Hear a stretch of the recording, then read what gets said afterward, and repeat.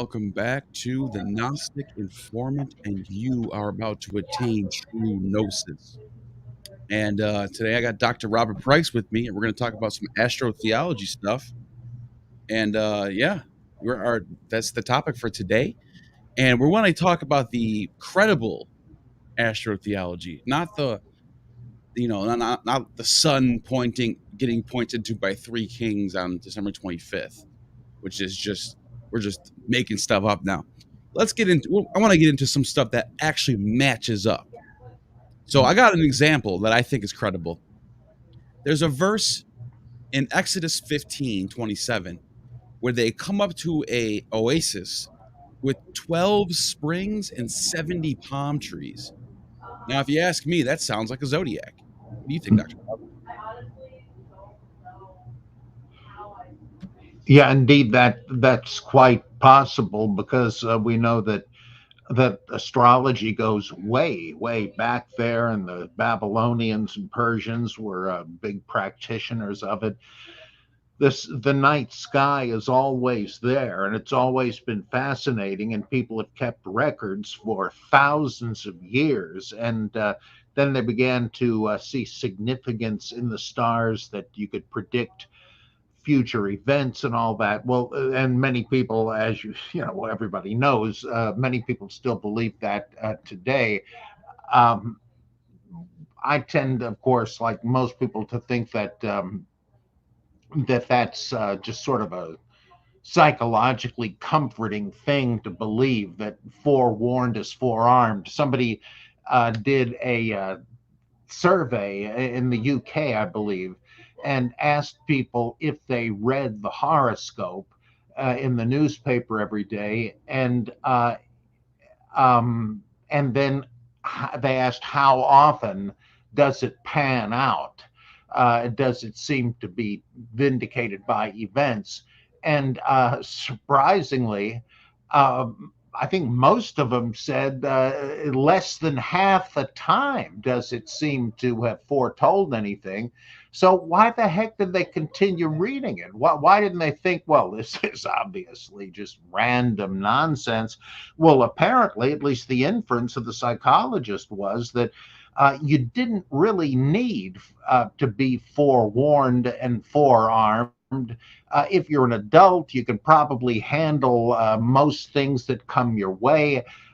But believing that you have an edge, that you have some idea of what to expect, allows you to sleep better the night before. You figure, well, okay, I got this covered.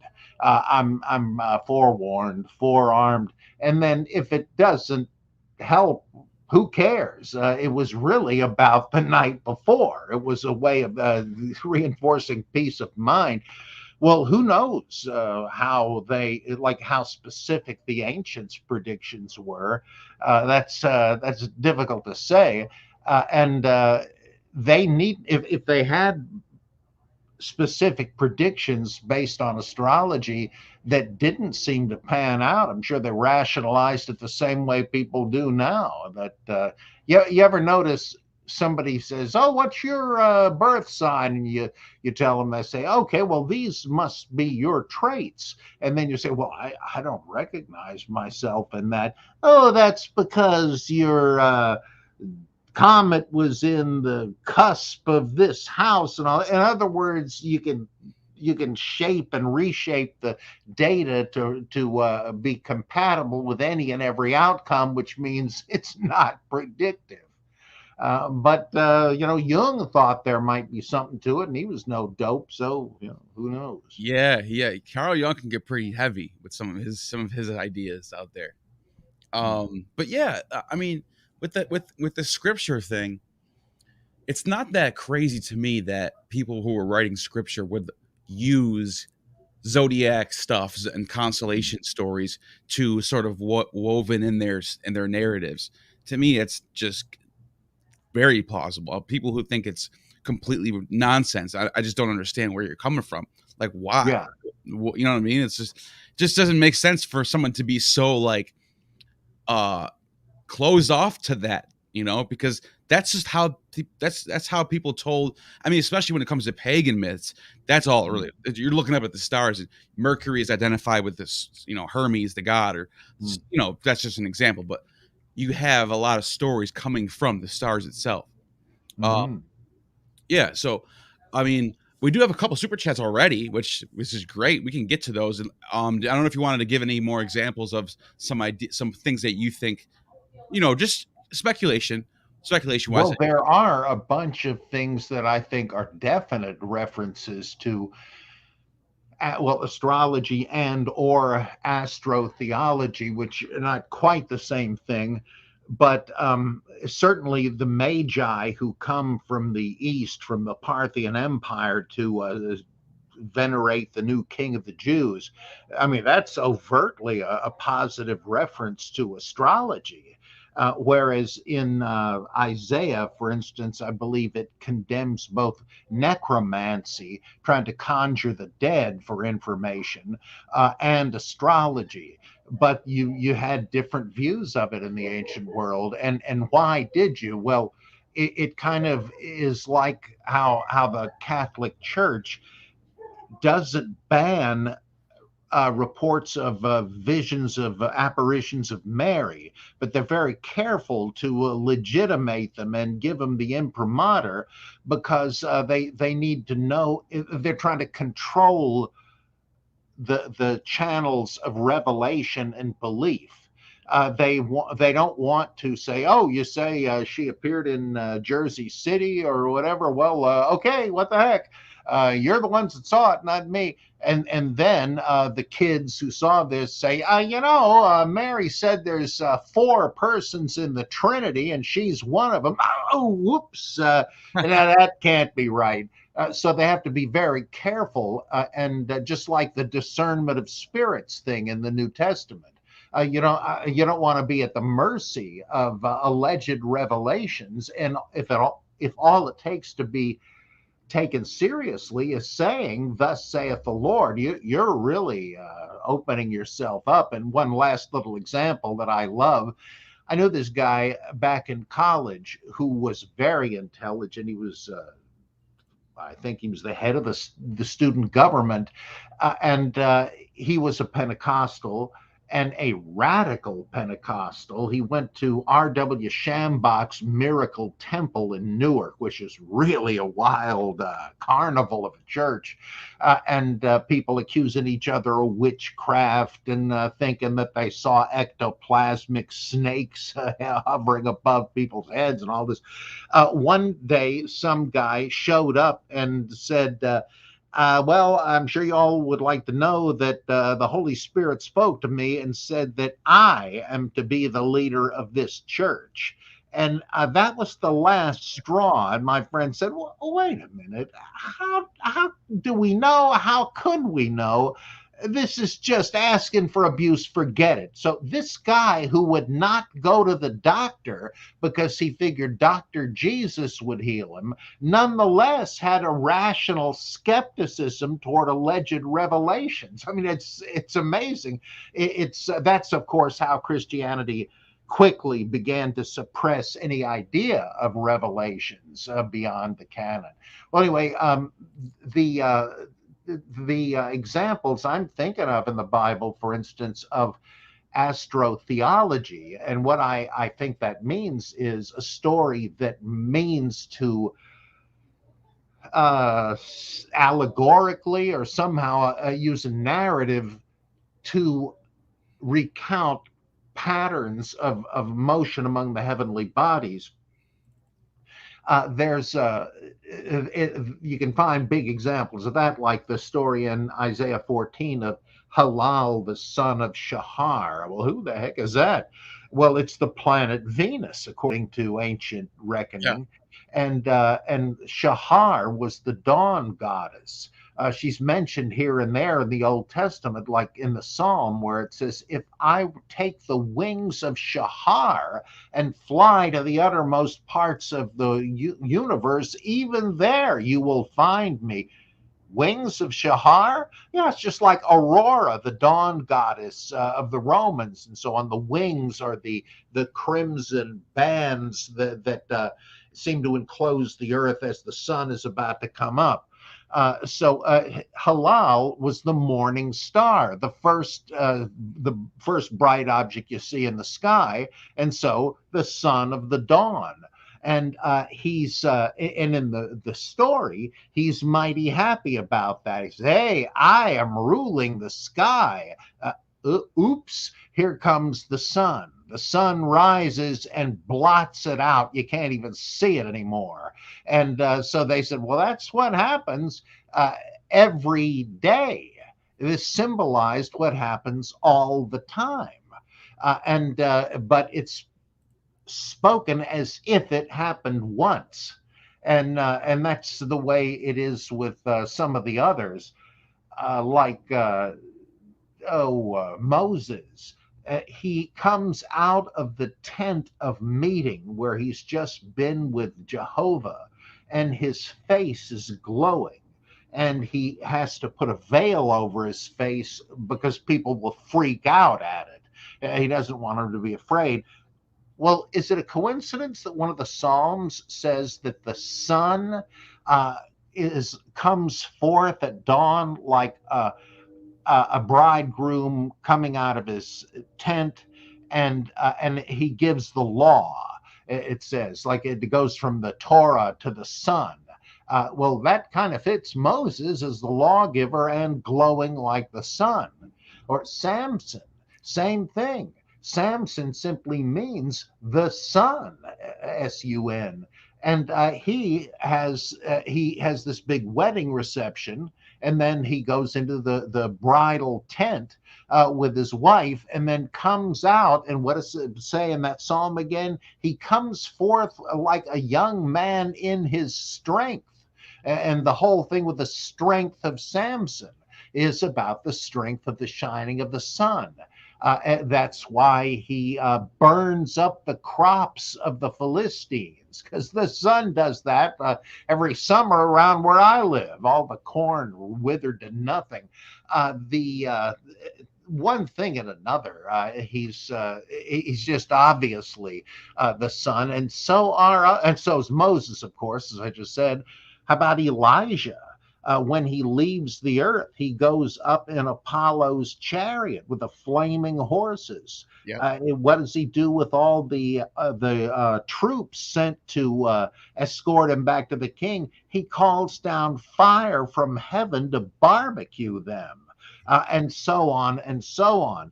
Esau, he is hairy and red. Because there were various versions of the sun god even within the same mythology. There was one for the dawn, one for the noon, one for the sunset, etc. Well, when the sun appears to be red, like at the sunset, that's Esau, and his hair is the rays of the sun. The Elijah is described as a hairy man, and well, that's why do they even say that? I mean, they don't give you a physical description of hardly any characters in the Bible. When they do, you can tell it's a clue to something. And likewise, it says that his brother Isaac was a smooth man. Well, he's the moon, and that's why they're rivals. And why does Abraham try to sacrifice Isaac? Because Abraham is the moon. When we're told it means the great father, or the father of a multitude, and God says to him, take a look at the heavens, and you'll see the infinite number of stars. And by the way, your offspring will be that many, because they believe the moon was the father of the stars. Go ahead. And by the way, when that event's taking place, what does Abraham see off in the distance? He sees a ram in the thicket.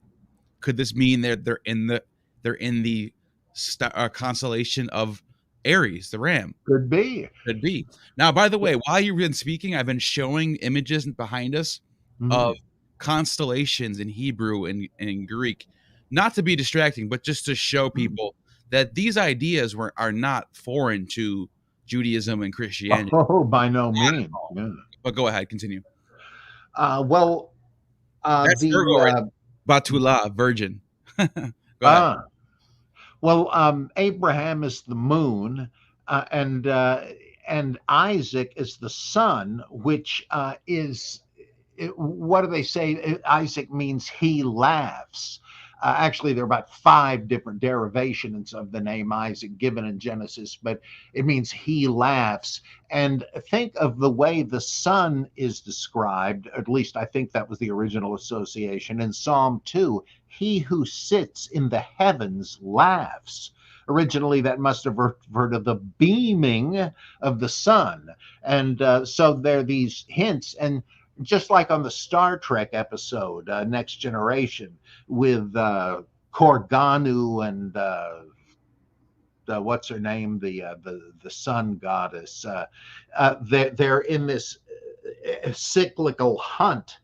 Each tries to and temporarily succeeds in displacing the other as the chief light in the sky. That's exactly what the Abraham and Isaac thing is about. And Hercules was a sun god. The zodiac, he has the 12 labors to perform. He has poisoned arrows, just like Namtar in the Psalms, a sunstroke demon who gets you with his stars if you're out in the sun too long. And on and on and on. There the various matriarchs, Rachel, Leah, etc. Their names refer to clouds or animals or one thing or another that are associated with the constellations. And maybe my favorite example is Elisha and the bears. We're told that Elisha, unlike his hairy mentor, the sun god, Elisha is bald. Now, why are they bothering to tell you that? Well, it fits in the story because there's a bunch of brats see him coming and say, "Hey, Chrome Dome!" And so he calls out of the woods two she bears who rip the 42, I think, boys to bloody shreds. What is going on there? I mean, I would wager no preacher ever makes that the basis of a sermon. Why did anybody ever tell it? Well, the ancient Hebrews had the same association we do with the big and little dippers. They were Ursa Major and Minor, the two bears. And the moon is somehow associated with these constellations at a certain point. So even that seems to boil down to it. Now, the thing is that that's not obvious to us because I think the biblical writers or compilers were oblivious of that. They just, that association was so old and had been covered by other meanings, other uses of the same stories. For instance, Abraham and Isaac is used later to say, hey, we're not sacrificing the firstborn sons anymore. We can substitute an animal. So that came in handy for a repurposing. And there's several other ones like that. They're levels of meaning, but the first one was probably astro-theological. Yeah. I found this one really right here really interesting. It's showing what looks like a sun god and a moon goddess. But are surrounded around it are the 12 constellations, but they're just men. They're not showing like a virgin Virgo. They're not showing Aries the ram. It's just 12 guys. So it's like, and this is found in the 6th century church in Israel. 6th century. Not so this is later. However, why would you want to show the constellations is this a nod to the 12 disciples? Once again, this is all a guessing game and speculation. That's really interesting. That's extremely interesting. It is. It's very interesting. But you know, like it just makes you wonder if this is what their intent was when they're putting these mosaics together. Who knows? But it's interesting. I think there's something going on. I think it's plausible. I don't know of any other explanation that would be plausible, really. Right. Yeah. I mean, the number 12 isn't just random. They're choosing this number. This number goes back to Babylonians, the Mm. Egyptians use it, even all the way to the Chinese, their zodiac, they have a 12 in there. So Mhm. it's not like this number just randomly keeps occurring. Mhm. They're using that number to fit the archetype of whatever this mythos, if you know what I mean. Mm. Let's get to a super chat. Mm. Yakubi Itzrain. Yakubi Itzrain. I hope I pronounced that right. Oh.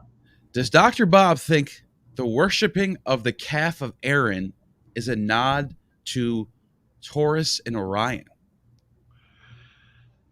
Anything is possible. We hear in where is it? In Amos about how Israel in the wilderness worshipped planetary gods. A couple of them are named, and so this wouldn't be out of the question at all. We're told by some ancient Greek that Orion was the Greek version of Nimrod. So that character was part of the biblical heritage, but as far as the golden bull or golden calf, which same thing, the young bull, that is a little harder to pin down because the symbol of a bull as the sign of the power of God, any God, goes way back, and there are loads of little bull sculptures that have been found in the ancient Middle East that were probably images of gods, just like in Bethel and Dan. And what does Aaron say there?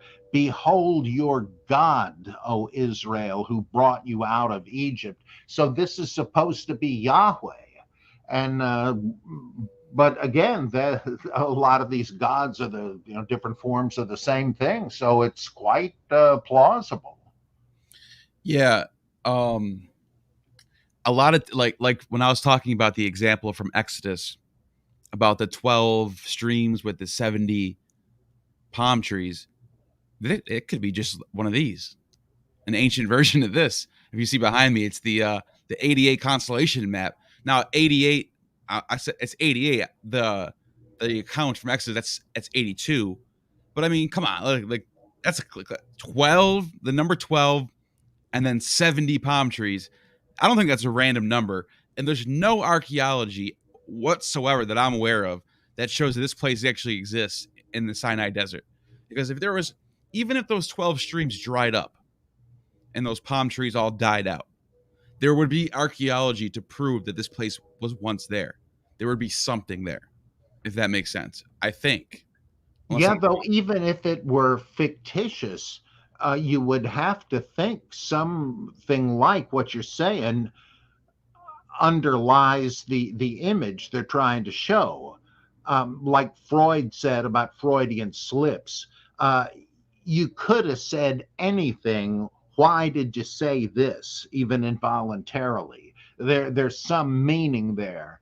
And there, you can well imagine somebody would have planted such a thing. And why the numbers? Well, I would say it would have to be the zodiac. But if somebody, I mean, people have probably done that. But if it's simply fiction, why that one? Somebody sort of saying, well, this would be pretty good to do. And I mean, just because many of us don't take this seriously, just like numerology, that doesn't mean the ancients didn't take it seriously, and we know they did. Right. I mean, like you got the whole gematria aspect that Mm-hmm. we don't even touch the surface on that, but we know that's a thing because the Book of Revelation talks about the beast's number is 666. So Mm-hmm. obviously they're taking it seriously.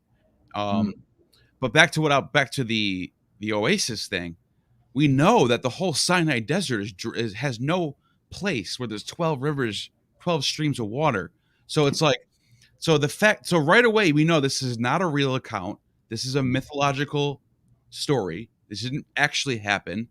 And then the next question after that has to be why 12 and why 70? So that's why I come to the conclusion that it's astrological. I mean, Yeah. I think it's a fair assessment. I really do. Oh, yeah, I'd say so. Let's go to the next one. Sean Garrison, what's going on, buddy? Thank you for the $20. Dr. Bob, were the ancients bad at astronomy or selling types of astrology? What was the practical usage of mixing science and myth in this way? That's a good question. Well, they seem to have been real pros because we have a lot of very ancient records of their astronomical observations. The whole guild of the Magi was devoted to this. They didn't have, for Pete's sake, they didn't even have telescopes, but they could see the stars and chart the motions of them and so on. And it seems to me that the stories might be a way of conveying this to non-specialists. I don't know that, but it's that's one reason myths and legends are told to be didactic. And I mean, I know basically what astronomy is about, but I certainly don't know it like an astronomer would. And I know a little better than to think that it's actually people up there in the sky, but that wasn't that unbelievable to the ancients either. So it kind of reminds me of once some friends of mine were in a discussion group, and one friend was an Eastern Orthodox believer, and he said that the icons in the churches are the Word of God in picture form. And some guy who was not Eastern Orthodox said, well, why didn't they just teach the people to read? Well, that wasn't stupid, but he didn't get the point. That it's not saying you can or can't read, but this is sort of another window into that. Well, it could be you could view the astro myths that way. In fact, the book of Revelation is dripping with astronomy slash astrology from the ancient world. And I can't recommend highly enough a book by Bruce J. Molina called I think it's the message and genre of the book of Revelation. It might be the genre and message, I forget. But Molina is Malina. And he shows that almost all the imagery in Revelation is echoed in numerous manuals of astronomy from the ancient world that still survive, like Manilius's Astronomicon. And that when you have trumpets, when you have horses and horse tails, these refer to comets and all manner of other things. He says the 12 was it the 24 elders? These are the decans that rule the seasons and the months and all that.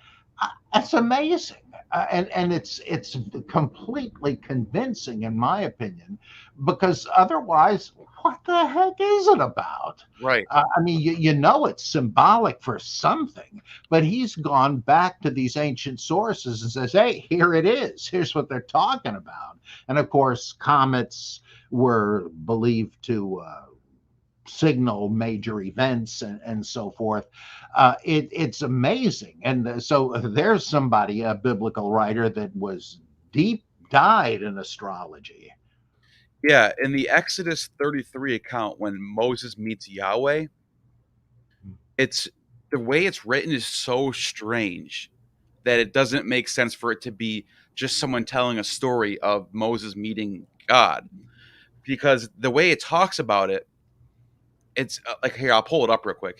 He walks up to Yahweh, and he basically describes how it's there is a place near me where you may stand on a rock. When my glory passes by, I will put you in a cleft in the rock and cover you with my hand until I have passed by. Then I will remove my hand, and you will see my back, but my face must not be seen. Now, when you're reading that, if you're writing a story about Moses meeting God, that just sounds so strange. It sounds very cryptic, like they're describing something else. So it makes you wonder if they're just describing some sort of like constellation or something. I don't know. I'm speculating now. But I found it interesting that it talks about you can't see his face. And that makes you think, when you look at the great, what they call the old serpent, or like the big dragon constellation, which is the Milky Way. It literally is the Milky Way, the big white line in the middle of the sky every night you see. It makes you wonder, are they talking about this? Because if you go to Cicero's book called On the Nature of the Gods, he talks about this great dragon, which is the Milky Way, by the way. But he talks about the great dragon is you can't see its head ever. The head is always on the other side of the earth. So you only see the back tail of this dragon. And then if you read the passage that I just read, you won't be able to see my head. You'll only see my back. Is he talking about this? And then telling Moses that I'll put you on my cleft so you can sit there in the middle, or whatever he said. I just clicked out of it, but you heard me just read it. Is this talking about the serpent bearer, Ophiuchus, which stands on the middle of this dragon? Like I've been saying the whole time, this is all speculation. Obviously, I can't prove this. There's nothing I can't pull up a manuscript that says, "Oh, look, it says right here that they're talking about the constant." No, I can't do that. But to me, when you read stuff like this, it just sounds really funny. Now, it could be because it's going from Hebrew to different languages, and then by the time it gets to English, it could just sound funny. That could be a possibility too. I'm just trying to look at it from all angles. I don't know what you think about that. By the way, Dale B, thank you for the $3 super chat. Shauna Malagise, thank you for the $5 super chat. I really appreciate you guys. You guys can ask questions. You don't have to just send money, but I really appreciate it. But yeah, what do you think about that, Dr. Bob? I think that's less plausible than that, though it might underlie it. It might be like an earlier layer, like I was saying about the Abraham and Isaac thing, but it seems to me more readily explicable as part of this theme that the man shall not see me and live. And when Hagar, whoever, finds that the rule has been negated for her benefit, and she saw the angel of Yahweh and didn't know it was Yahweh himself until he disappeared. She said, "Have I really seen Yahweh and lived?" Because you weren't supposed to be able to take it. And there's also this, well, at the burning bush, Moses hid his face. He was afraid to look at God. And it seems to me that also they believed that God was humanoid in form, and that all the gods were. And there's another one in the Pentateuch somewhere where Moses, Aaron, Nadab, and Abihu go up the mountain, and they see Jehovah, and they say they saw his feet resting on the sapphire firmament of heaven, as if he's way up there and that's all they can see. But I tend to think it was just it's sort of like Medusa. You could see Medusa's face, but you wouldn't want to. It'll destroy you. And and now what is that about? I suspect that was about the eclipse.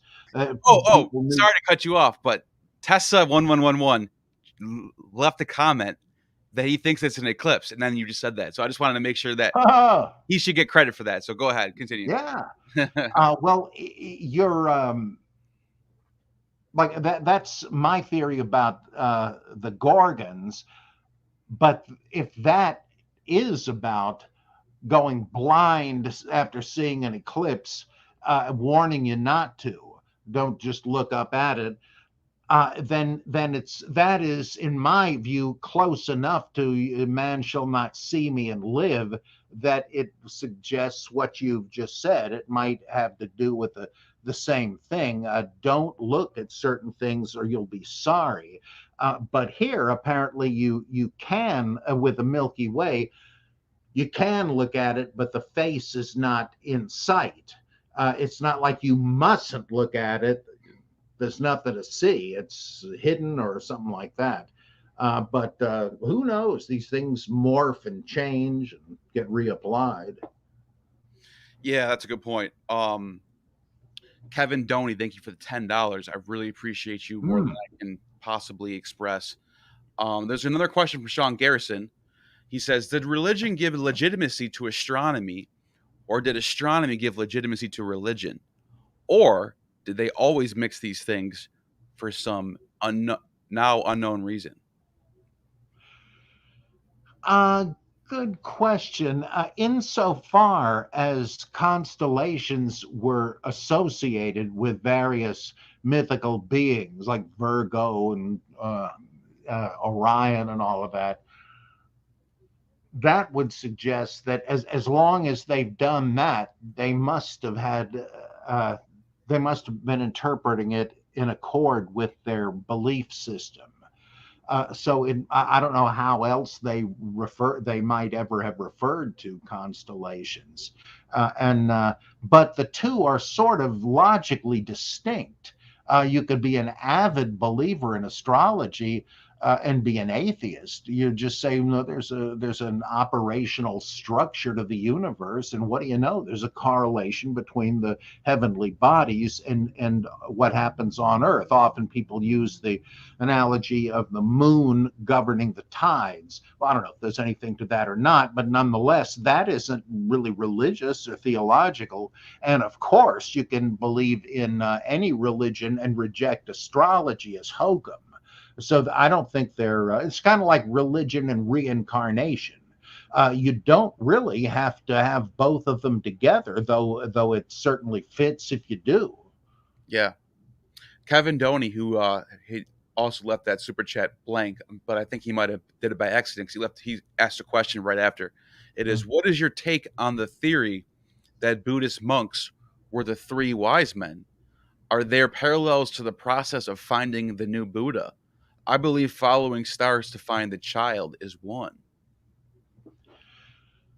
I don't know. I mean, I thought of that also, and there's some book about this. I know Barbara Thiering wrote a pretty severe review of it in our Journal of Higher Criticism, and then the authors replied and defended themselves. I'm not sure. I think it's probably fortuitous because I find more attractive the notion that, as Raymond Brown explains in his great book on the nativity stories, he says this kind of looks a lot like what happened when Nero his birth was celebrated by client kings from Parthia coming to venerate him as a god, and then they went home by another way. And a lot of scholars have said, I bet you that's where Matthew got this. It was well known. A number of ancient sources describe it. And to me, that's a little more likely because they don't take, it doesn't say they take Jesus away with them. Now, if you go along with the thing in the Aquarian Gospel of Levi Dowling or The Unknown Life of Christ by Nicholas Notovich, and you believe Jesus during the hidden years went off to Asia to learn at the feet of the lamas and all that, that would kind of fit in with that. But this is so speculative that I mean, you really have to fill in most of the story there. I'm not ruling it out. It's not stupid. It's not absurd, but it seems less likely to me than that it's adapted from the story of the people visiting the client kings coming to honor the newborn emperor Nero. Yeah. And by the way, I forgot to mention one of the reasons why I came to that theory, or I should say hypothesis, of Moses being Ophiuchus is the serpent bearer aspect. Moses holding up the serpent on the stick. Hmm. What does he do with that serpent? Heals. That's Hmm. what Ophiuchus does. Ophiuchus heals people with the serpent rod. So that's not even really that speculative. That's like, okay, you got one character who heals people with a serpent rod, and another character who's healing people with a serpent on a rod. So it's Mm-hmm. like I don't know if that's too crazy to say that. No, not at all. It also kind of looks like Moses may be Apollo, because Apollo was the sun god, was there's the radiance, and he was the lawgiver, Mm. and he traded, I think, the caduceus away to Hermes for his lyre. So the sun, the law, and the healing thing with the serpent, but these it could be both very easily. I mean, you know how all these things were syncretistic, and this one's another version of that one, and all of that. So I would think you're right about it. Yeah. Mummy Vale, thank you for the super chat. Do you think the 12 apostles are 12 constellations? I mean, we sort of touched on this a little bit, but we didn't really get into if they It are. could be, and I do think that Mosaic is a big hint in that direction. But the Yeah. fact that they follow Jesus around and that virtually nothing is said or known about them until these completely fanciful apocryphal Acts of the Apostles, Acts of Peter, Acts of John, so on and so on, from the second and third centuries. Like, if they were that much of a big deal, why is virtually nothing said about them in the Gospels, and they can't even get the names on the list completely to match? Peter is in there as a literary prop. He's like Dr. Watson with Sherlock Holmes, or Ananda with the Buddha, where you need somebody to raise a stupid question that the reader probably has, and so that the Buddha can speak, or Jesus or Holmes can speak to the reader, really, and say, well, in case this is what you thought, you're wrong, here's what you should be thinking. So I mean, there's no real information about him either. So I think that's another thing that sort of implies you're not dealing with historical individuals. If they're that important, I mean, how come there's nothing about them? Nothing, not even a scrap, nothing, zero. And you know what's funny is you got a twin. You got the constellation. Which constellation is the twin? The Gemini. Gemini. Yeah. So you got a twin. You got a twin constellation. Then you have Thomas, the twin. You Mhm. also have now. I know this is debated. People think that Judas Iscariot means he's a Sicarii, but what if? I'm just saying, what if these are written in Greek, not Hebrew? So what if Sicarii or Iscariot is something to do with Scorpio? I don't know. Just see what you Yeah, think. I don't know. That strikes me as likely to be a false cognate, but I couldn't say for sure. I don't really know enough about the derivation of any of that. Yeah, Interesting. it does sound kind of. It sounds like it could fit a little bit, Judas to Scorpio, but yeah, that's Well, it's like the old riddle of the scorpion or something. You know, he needs to get across the stream, and some animal says, "Well, I'll take you across if you promise not to sting me with your venom." And he says, "Oh, sure, sure. I got to get across that stream." But midway through, he does strike him with his betrayal. tail, and he says, "What did you do that for?" And he says, "It's my nature." So there you go. You got Judas betrays Jesus. Yeah. What does the Mm. Scorpio do? He's a betrayer.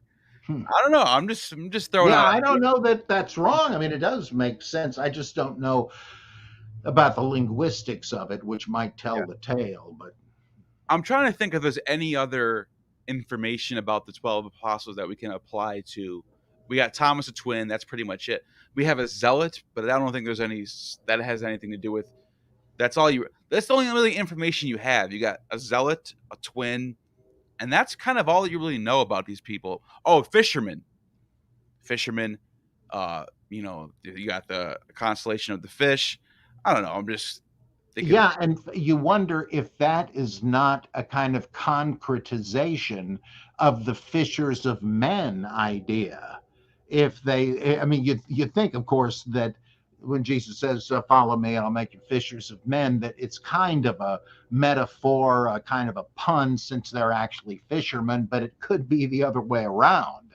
that they were missionaries and evangelists, or supposed to be anyway, and that said, well, they were literal fishermen, like feed my flock. He says to Peter, could did anybody ever say that Peter in his pre-fisherman life was a shepherd? I wouldn't be surprised. There's a book of Baruch, not the Old Testament one, but a brief Gnostic one, that says Jesus had been a shepherd. Well, that's clearly taking the good shepherd and literalizing it. Or when in the synagogue, Jesus is preaching, and they're amazed at his wisdom, and they say, is this not the carpenter, or the son of the carpenter? That's a common rabbinic statement when they mean this guy is a genius working with the scriptures.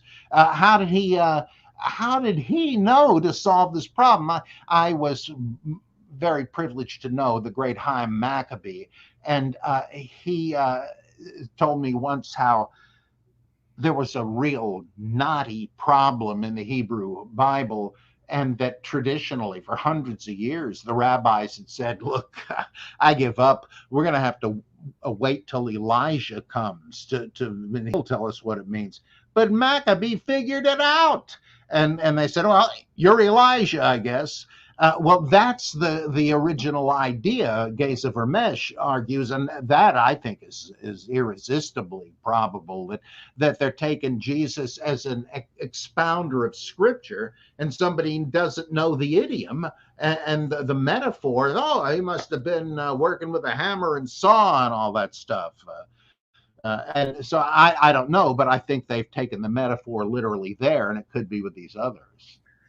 You know, I just thought about something. In Mark 3:17, it talks about James, son of Zebedee, and his brother, and it gives them the name of Bangeries, which means sons of thunder.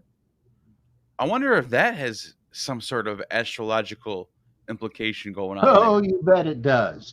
That Sons of thunder. Castor and Pollux, the sons of the thunderer Zeus. Oh, yeah, that's such a good point. Do you think that's what that is? Yeah, I really do. And John Allegro, I think I'm the only one alive who likes the guy's work. He had some wild theories, but that's okay by me. He said that Boanerges does not mean sons of thunder in Greek or Aramaic or anything else, but it looks like a Mesopotamian, a Sumerian word, Geshbuanur. Um, which means what happened there, he said, is that the suffix and prefix have been switched, which you can do in those languages, like Nehemiah and well, like Hananiah and Johanan. It's the same thing. Well, that Boanerges meant the same as Geshbuanor, which means upholder of the vault of heaven. And that's what Castor and Pollux did. I mean, there's also a story about Atlas, but that's what they did. Castor and Pollux are even mentioned in the book of Acts, though I don't know if that's significant, but that they were the sons of the thunderer. And in fact, they switched places in the netherworld like Tammuz did. So they're dying and rising gods. So, Wow. I take that seriously. Of course, there's no way to know, but it's a very alluring possibility. It's mind blowing to think about that. Mm-hmm. Castor and Pollux seem to be really important in that time period, and the reason why I can come to that conclusion is because Ovid wrote his Metamorphosis like half a century before that. Yeah, no, like maybe a little longer, but anyways, right, within that century, Ovid's writing his Metamorphosis, and he's doing a retelling of the Castor and Pollux story in the Metamorphosis. So it tells you this was culturally important to the world at that time, to the Roman world at that time. So yeah, I mean, I wouldn't be surprised if they're doing that right there. And they're the twins. With Thomas, you got to wonder what's going on here. There's a lot of twin stuff going on in the Gospels. You got the twins. Jesus they're talking about Jesus, and Thomas is the twin. Didymus twin. It's a lot of that. There's a lot of that stuff going on, it seems like. Cassandra Hefton, thank you for the $5. Does Dr. Bob know of any birth mythology around Almosa, is similar to the birth mythology of Moses? I think they meant to say I is. forget who that is. I've the name rings a bell, but I don't know. I'd have to do a little research on that. Mythology. You know, the word Amos is actually, there's actually, from what I've read, that there's another way to pronounce it would be Amosis, depending Hmm. on which whatever, depending on which language it's in. But the Amosa or Amosis, so that actually is a common Egyptian name, Moses, and Ahmosa Hmm. is the name Moses. Doesn't mean it's the same person, just means they have the same name. Yeah, Yeah, yeah. Though these parallels are certainly interesting because Moses sounds like it's half of a throne name of a pharaoh, because they believe that the pharaohs were begotten by the gods, and so their names reflected that, like Tutmos. It means Thoth has begotten him. right. Ramesses means Ra has begotten him. And I don't know what the would refer to, possibly Ammon. I don't know. But the idea of um, borrowing nativity stuff, it's very clear that the business about Moses being set adrift on the Nile in a kind of a picnic basket sort of thing, that comes right out of Sargon, the Assyrian emperor. And I mean, we know about it. Certainly, they knew about it, Yeah. and it seems pretty darn clear that that's where they got that. So, it wouldn't be Well, surprising if they took pharaonic nativity stories and borrowed them from Moses. just think about how specific it is. Sargon of Akkad put into a basket. That's right there. That's a specific thing. Set Mhm. into I think it's the Euphrates, or is it Tigris? I don't Whatever. remember. It doesn't even matter. The point is, he's put into a basket, put up a river. Very specific story. This is not random. This is not like I was writing something and someone else in another story was writing something. That's very vague. That anybody can draw that comparison. But to be put Mm. into a basket and set adrift into a river, to be taken in by nobles, that's another thing. That is Hmm. very specific. So that Mm. story clearly is being drawn from. It's not just two things that happen to have happened in two different stories. Like, no, this is something that they're borrowing from. And I Mm. do know this one thing. I know that there is a depiction of Horus being born and he's being adored by people. Now, that is pretty vague. I will admit that. But we do have, you could say that the adoration of Jesus is very similar to the adoration of Horus. Doesn't mean that Mm. one's borrowed from the other. You could say that they're similar to each other. That's basically as far as it can go. Yeah, Um, Debelius's law of biographical analogy. You're gonna have that when the major figure of history enters history. It's gonna make a big blast, and people will their adoration is sort of a way of talking about that. Like the shepherds, the wise guys, the whole thing. Those are other versions of it. And so it needn't have been borrowed, though it might have been, but it's sort of just a common reflex. yeah. Vaguely agnostic. Thank you for the $6.66. I appreciate you. This is fun. Thanks you too. You mentioned Ammon, the god Ammon. You were talking about Moses, and I'm really starting to wonder if the phrase Amen has some sort of connection to Ammon. And the reason why I say that is because when I read the Greek Alexander romance, they talk about there being, I think it's the Greek Alexander romance. I'm pretty sure it's some story by Alexander. I could be thinking of the one by Arian. It's not the Alexander romance. It's something else. Oh no, is that the Alexander romance? No, no, Well, no. Arian was a serious biographer, and this thing was like a wild Yeah, uh, fantasy epic. yeah, no, yeah. He's talking about there being a like I'm just throwing a word out to describe it, like a Masonic, but it's not Masonic. I'm just saying it's similar to like some like sort of society in Alexandria, Egypt that were was focused on the god Ammon, Huh. and they and it makes you wonder if this is some sort of like they would say if they use that term amen. I don't know, just Well, throwing stuff as I understand it, at least the most recent thing I read on that was that it's considered not unlikely, but that nobody really knows, right. even like Egyptologists and all that, because certainly ancient Jews, whenever you place them in the age of the pharaohs, like in the mythical Moses Exodus narratives, or in Ptolemaic Egypt, where Jews certainly lived many centuries later, they must have heard of Ammon Ra, etc.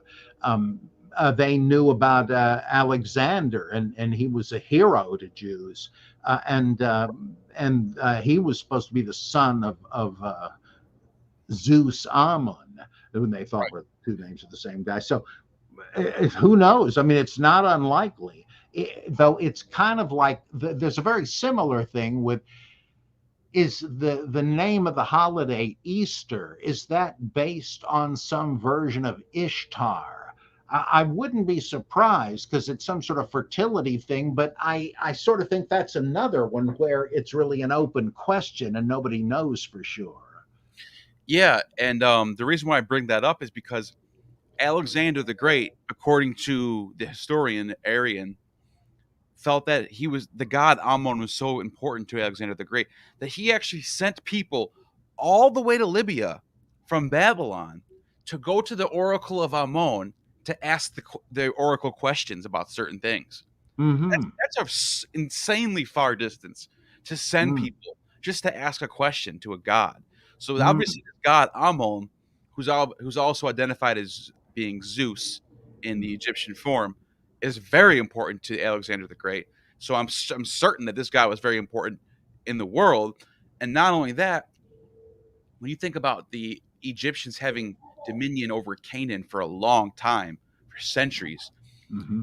um, you I don't. It begs the question: are the Ammonites a remnant? Are they a clan that is left over from that time period of That the? never occurred to me. Could well be. Yeah, and this is why I love doing this, having this type of Yeah. Hmm. Cassandra have. Amman, Jordan, that's the same reference. That's the home of the Ammonites of antiquity. I just lost my camera, but hold on one second. I probably can get it fixed. Sorry I about that. guess that means man shall not see you and live. Yeah. Let's look at. There's a book of Alexander the Great on my icon. I don't even know how that got there. We're just talking about him. But Cassandra Hafton, thank you for the super chat. I think my battery on my camera might have just died. Yeah, it did. That's what happened. Yep, camera battery died. I got another camera though. I got a backup one. But yeah, Cassandra Hafton. We're about to close out anyway, but thank you for the super chat. And what was that? What were we just talking about? Oh yeah, they says Ahmose, son of Kamos, is the founder of the 18th dynasty. Now this is a good point that they brought this up because the 18th dynasty is the last dynasty that had no, it's not the last one, but it's the dynasty before Ramses, which is the dynasty that had dominion in Canaan, and then after that is when they lose it. But hold on one second. Hmm. Yeah. Yeah, that I don't know enough about the Egyptian history to know if there's a direct connection with the name or nativity stories. Nothing would surprise me, though. I'm using my backup Logitech right now Hmm. because my Sony I didn't charge it and it just died on me. So yeah, I don't know. Anything else you want to say before we? Anyone else have any questions in the chat? Feel free to leave a question real quick. And Dr. Bob, do you want to say anything else about what we talked about? Well, the I guess one big question is that is implied in whether the 12 disciples are really the zodiac is was Jesus a sun god? And that there again, it I don't know how you could determine that even as a mythicist because you can't assume early Christianity was any kind of a seamless fabric where the whole thing comes from one origin. There seem to be dependencies on all manner of things, all different traditions, and so on. But that would be pretty natural to me, especially given the fact that there's really no information offered in the. I mean, it's not that like the apocryphal Acts where we're being offered information, but it's baloney. We're not even offered any information in the canon about these guys, aside from the cliches that they were fishermen, whatever. So we got another super chat pop up. Dr. Bob, are you also familiar with the story of Yus Asaf, the prophet from Kashmir, who came from, and I don't know, he must have forgot to where it's from. And it's another very interesting but not totally convincing story.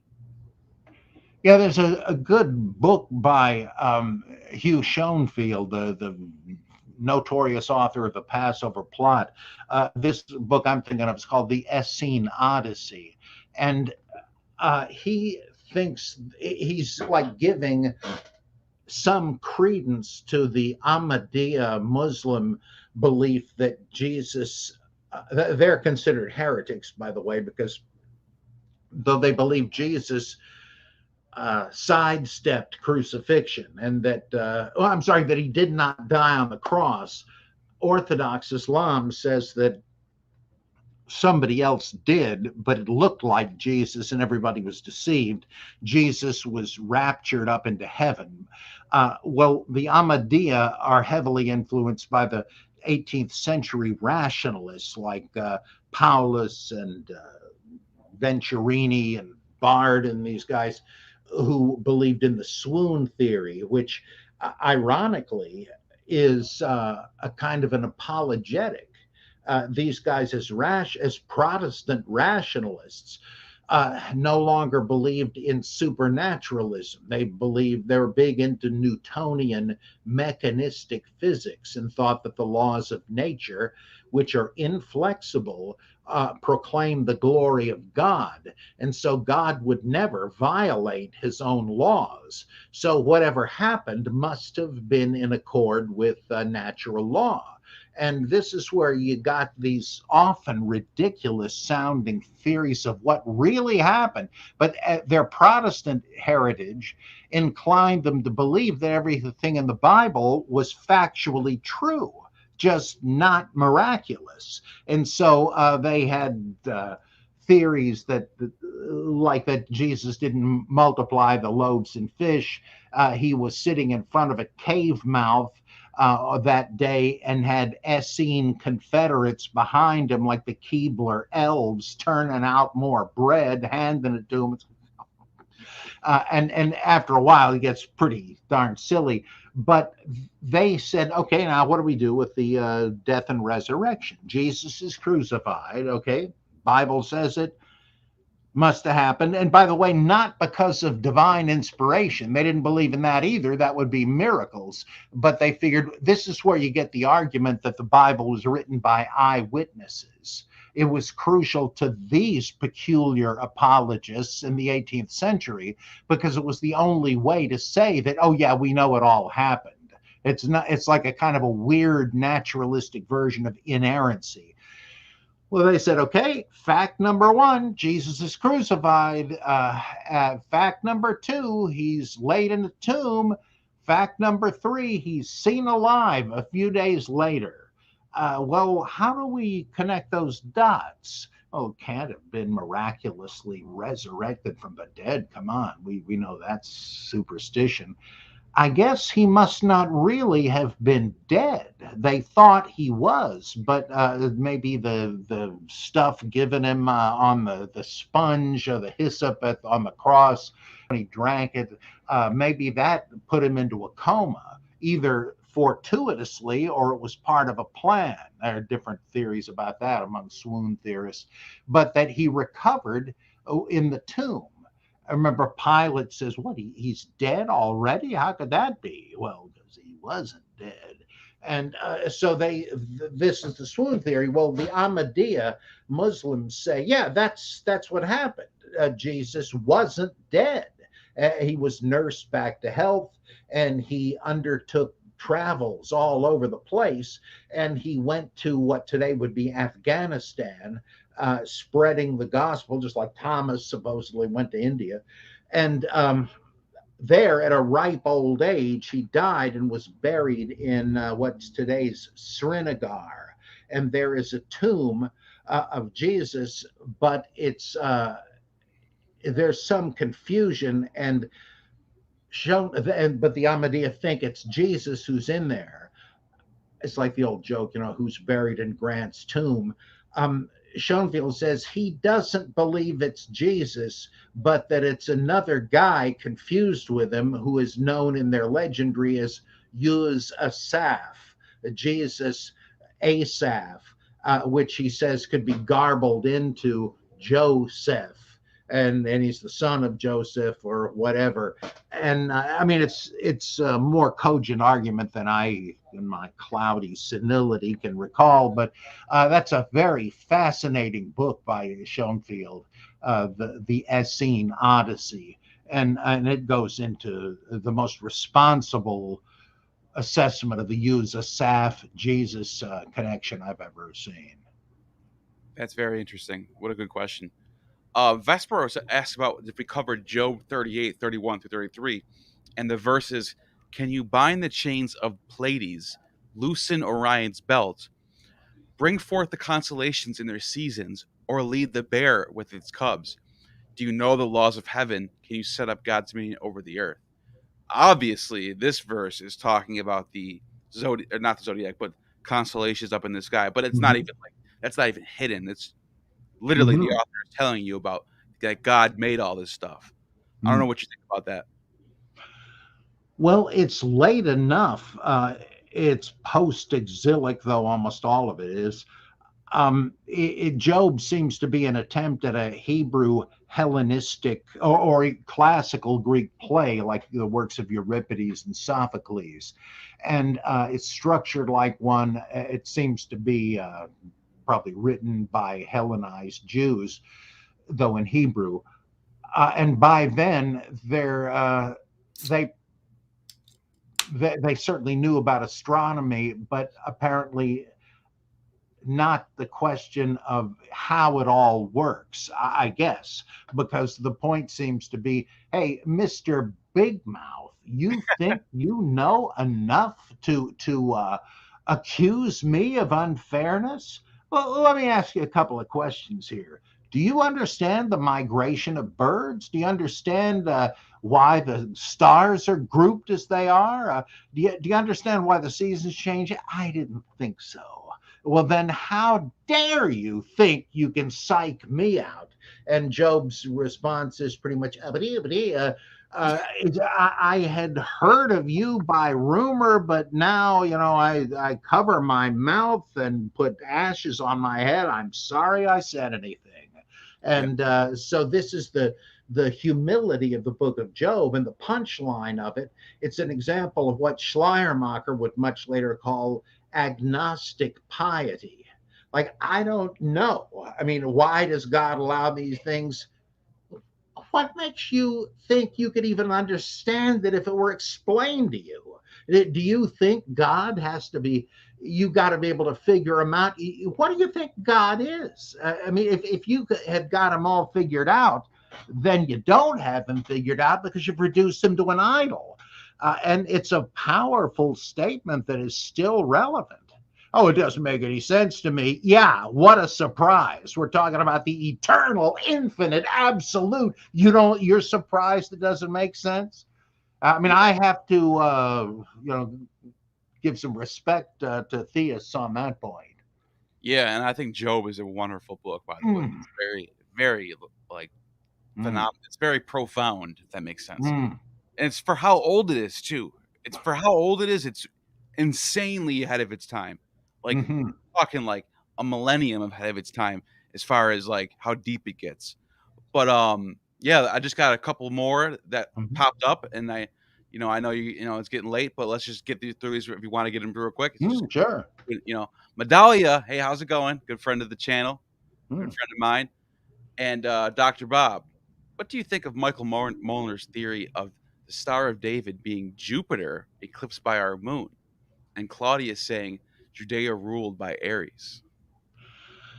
I'm not familiar with this theory, or with the notion of Claudius claiming that Jews worshipped Aries, but it does put me in mind once again of Bruce Molina, who says that the lamb that was slain is a reference to Aries, that it has to be. And the lamb that was slain, what's the connection there? Well, in all iconography, Aries, the constellation, is shown with its neck twisted all the way back, meaning that it was a sacrificial lamb. They broke its neck, and that's the lamb that was slain. And it's Aries who rules the constellations and so forth. It's astounding. So there's maybe there was some Aries worship going on still back then among Jews. I mean, Judaism was far from uniform. Isn't Yeah, today even? that's an interesting question, Medallia. Michael Molnar seems like it's interesting theory, and Yeah. it's cool that you ask questions like that, because for the people watching, they're gonna go look this up now, and you're gonna Mm. give people ideas, and Mm. this is why we do this. This is why we do this. Amen. I mean, And Amun. I'm on, yeah. Natural Law gives a $10 super sticker. Thank you for Oh. that. Aryan Charioteer has an at. Ask Dr. Bob, is there any astrotheology involved with the name change of Abraham from Abram? I think they meant from. I don't think so, but it's a good question, and you may be right in the suggestion, because Abraham, the very name Abraham, father of a multitude, or great father, which would imply the same thing, that's a reference to the moon and the stars. And from what I've read, Abram is just a shorter version that means the same thing.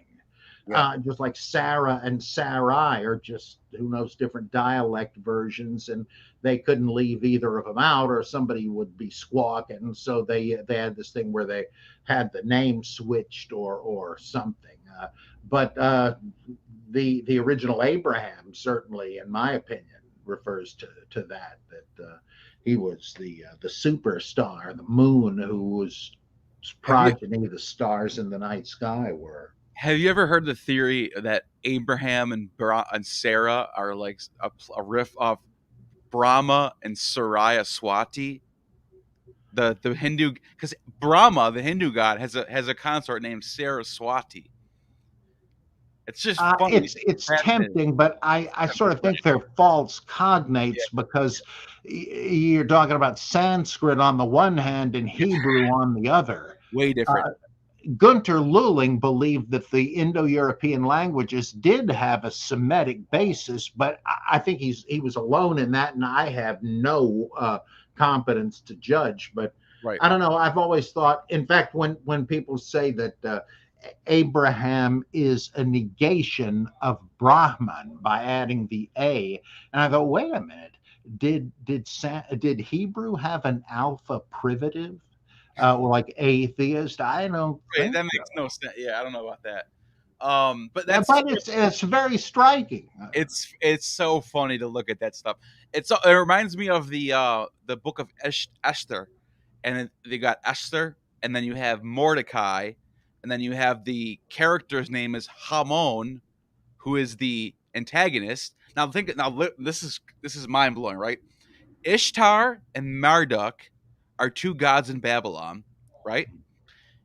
Hamon is how you say Amon, the god in Egypt. So Hmm. Egypt would be the bad guy, and then they're ruled by Ahurasa or Ahasuerus, or I think it's how you pronounce it is Ahasseras, something like that. That's the name of the king. Ahasuerus. Yeah, that's the name of the king. So it leaves a lot of people to speculate, and I know this is totally unproven, totally not academic or scholarly at all. But a lot of people on the internet are saying that this is Marduk Ishtar being antagonized by Ammon in Egypt, and they're ruled by Ahura Mazda because he's the king of Persia. So it's like, what? That's a lot of mind. That's a lot of bending going on. But it's like Well, actually, it is an old theory that I think is true that says that this is really about the supersession of the old Elamite pantheon, where there was a god named Human, like human, but which is still a proper name over in the East, Human, and Mashti. They were Haman and Vashti, the queen, and they both get replaced by Mordecai and Esther, who are Marduk and Ishtar. wow. And so that's what it's about, deep down, though it's been reapplied to refer to the persecution of Jews and then to legitimate Purim. But that's what I think is the case. I once did a sermon about this called The Equinox of the Gods, a familiar phrase, because that's what was going on. And then I said, actually, something like that was happening in the cleansing of the temple, where the Son is abolishing the worship of the Father. And so forth. But the thing with the book of Esther, I think that's fact. Yeah, I mean, Ishtar and Marduk, Esther and Mordecai. It's like, hey, and the story's taking place in Babylon, I think, right? Yeah, I think it's in Babylon. In Persia once it's taken over Babylon, but Right. yeah. Persia ruling Babylon, right? That's Yeah, I would just say it's not Egyptian gods, it's old and less known Elamite gods. Well, that's what the theory is. The theory is that they took Ammon and made him the antagonist to say that Babylon is, or Egypt is now the outside looking in, the bad character, whereas Marduk and Ishtar are ruled by the Persians. So that Marduk and Ishtar have Ahura Mazda as the king, and then Ammon is like pissed off Egyptian that you escaped from. That's what they're saying. Now I get Yeah, what I think the Elamite thing makes a bit more yeah. sense, at No, least to me. I couldn't agree more. I just wanted to clear up what Hmm. that theory was. So they're not totally off the track. I mean, Right? No, they're not.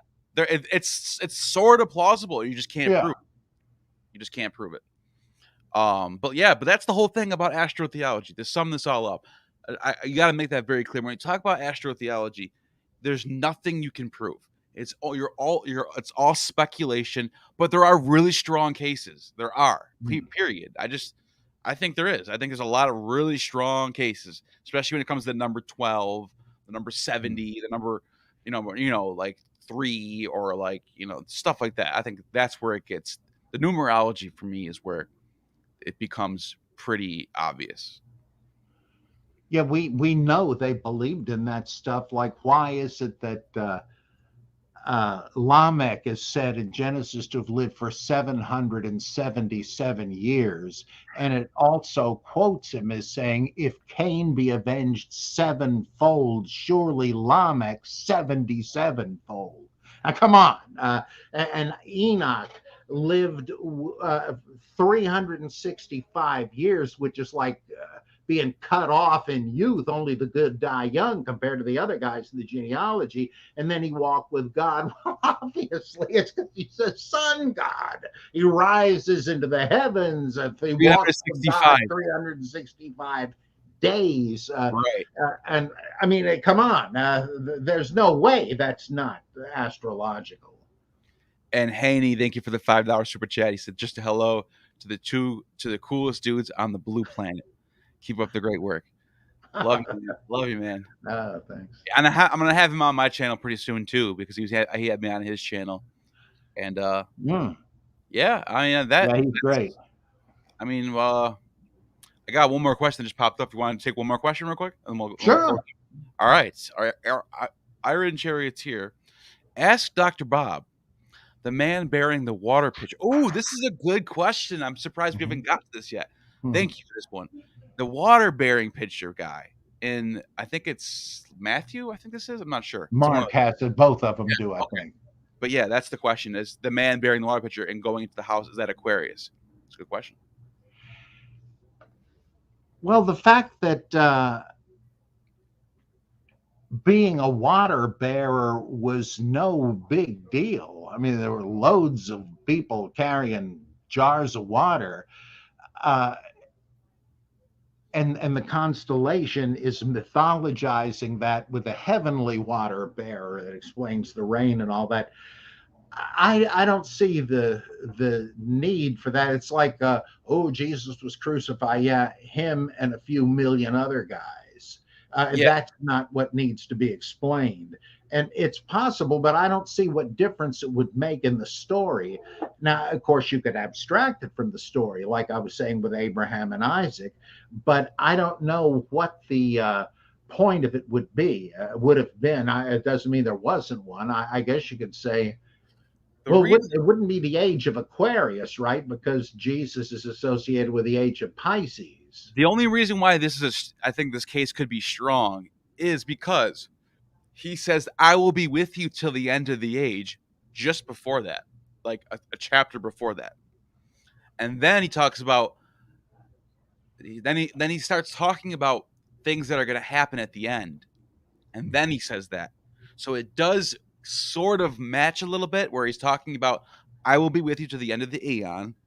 Then he says, like, this is what's going to happen to the Son of Man. They're going to kill me. I'm going to blah, blah, blah, blah, blah. And then he says, "Follow the man with the pitcher of water." So it's like I'm just saying this could be plausible that he's talking about the next age after himself. But once again, who knows? Yeah, there's some theories for which there's just not enough evidence to render it at all probable. That doesn't mean it's absurd. Yeah. It just means that you've got almost nothing but interesting speculation. You can't really resolve it as I would say you can with these instances I gave of Elijah and Enoch and the others being sun gods. There's a lot of points of contact there. Here, it wouldn't surprise me, but I don't know of anything that would make sense of that, like what purpose that would serve. Yeah. I'm trying to find it. Do you know what? You don't know what verse it is, do you? Or no? I'm sure I can find it pretty fast. Yeah, I just want to find it real quick. Just want to make sure that we can see exactly where it sits so we can figure this out. I can look it up real quick. Follow. If anyone in the chat knows, type it in. So maybe we can find it. Let's see. I think I got it already. Luke 22:10. All right, let's see what it says. Let's see what it says. Luke 22:10. Okay, here we go. It says, all right, where is it? Okay, they asked him, "Where do you want us to make the preparations?" And he answered to them, "When you go into the city, a man will meet you carrying a jar of water. Follow him into the house that he enters." Now, that's a good, this is the house that he enters. That sound, the house is another word used to describe zodiacs. The house of Virgo, the house of, he says specifically, follow him into the house that he enters. And then Well, it's, Luke is retelling Mark here, and yeah, Mark, what was it, 14, uh, 13, he sent two of his disciples and said to them, "Go into the city, and a man carrying a jar of water will meet you. Follow him, and wherever he enters, say to the householder, the teacher says, 'Where is my guest room where I am to eat the Passover with my disciples?'" Luke has added entering the house. Mark doesn't say that, for what that's worth. ah, that's interesting that he added that though. Um, I'm sorry, which Mark first you say it was? Mark what? 13? That's Mark 14, 14. Wherever he enters, say to Okay. the householder. Now the reason why I bring that up is because I want to see where exactly it is, and it is right. right before the conspiracy. It's right after Jesus is betrayed by Judas. So the chapter before that is chapter 13, where he tells them, "I will be with you till the end of the age, the signs of the end." So he is It mentioning. doesn't, when he says, I will be with you at the end of the age, that's at the end of chapter 28. Oh, is that 28? Yeah. Okay, because I'm looking at 13, and he talks about the signs at the end. But yeah, I don't. You're right. I think you're right about that. Nation. Yeah, no. He's saying nation will rise against kingdom, quake. Okay, so yeah. You're probably. I mean, like I said, I just wanted to see exactly where it was Ah, to see if it falls into a certain place. let's just But see what Matthew does with that in Matthew 26:17. oh yeah, so yeah, here it is. This is what I was thinking about. In chapter 13, the last thing he says is, "That day or hour no one knows, neither the angels in heaven nor the Son, but only the Father." So he is talking about the end of the world in that chapter. He is Yeah, talking about the end. So that isn't wrong. When people do say it's that, just that that is that's not part of the apocalyptic discourse. It's just part of the missionary charge. gotcha, Uh, gotcha. in the thing with the guy with the water, um, well, actually, here's Matthew 26:18 and 18. He said, "Go into the city to such a one and say to him, the teacher says, my time is at hand. I will keep the Passover at your house with my disciples." So he cuts the water bearer image from it. It says he designated him somehow, such a one, so and so, like, and then and I'm going to eat the Passover at your house, lucky you. And so that he's both of them have rewritten Mark, as they often do. Yeah, that's interesting. Very interesting. So yeah, that'll do it for tonight. And like always, I had a great time. Me too. Hope everyone else did too. And you have all just attained true gnosis. Mm. You have just attained true gnosis. The demiurge has no power over